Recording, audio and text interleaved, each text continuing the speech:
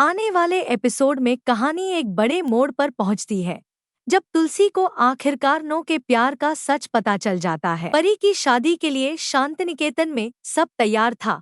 मेहमान आ चुके थे लेकिन नो दिखाई नहीं दे रही। तुलसी ने मेहर को बुलाकर पूछा कि नो क्यों नहीं आई, जबकि वह हर फंक्शन का हिस्सा होती है। तुलसी के जोर देने पर मेहर भारी मन से उसे बुलाने चला जाता है। नो के अपार्टमेंट पहुंचकर मेहर हैरान हो जाता है क्योंकि नो गुस्से और दर्द में डूबी हुई थी। मेहर को देखते ही वह भड़क उठती है। उसे लगता था कि मेहर की जिंदगी में उसकी जगह सिर्फ एक दोस्त की नहीं, उससे कहीं ज्यादा की है। नो अपनी टूटती हुई आवाज में कहती है कि वह मेहर से प्यार करती है और उसे लगता है कि मेहर भी कहीं ना कहीं उसके लिए कुछ महसूस करता है। मेहर घबरा जाता है और साफ कहता है कि उसका दिल सिर्फ तुलसी के लिए धड़कता है। लेकिन यही सच नो के गुस्से को और भड़का देता है। वह सवाल करती है कि अगर मेहर तुलसी से प्यार कर सकता है तो उसे क्यों नहीं। इसी भावनात्मक उबाल में नो चिल्लाती है, अगर तुम तुलसी से प्यार करते हो तो मुझसे क्यों नहीं कर सकते। और ठीक उसी पल दरवाजे पर खड़ी तुलसी यह सब सुन लेती है। वह मेहर को बुलाने आई थी, लेकिन जो सुना उसने उसके दिल को चूर चूर कर दिया।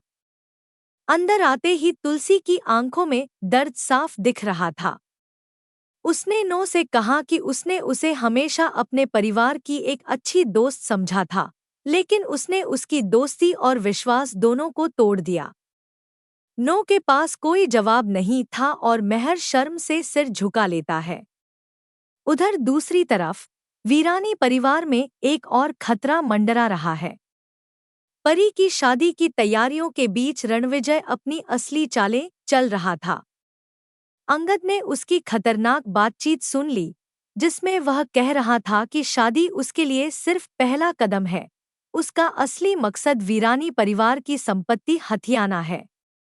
ऋतिक और तुलसी पहले ही शक में थे, इसलिए उन्होंने शादी की तारीख 15 दिन आगे बढ़ा दी और एक निजी जासूस रखने का फैसला किया, ताकि रणविजय का सच सबके सामने आ सके।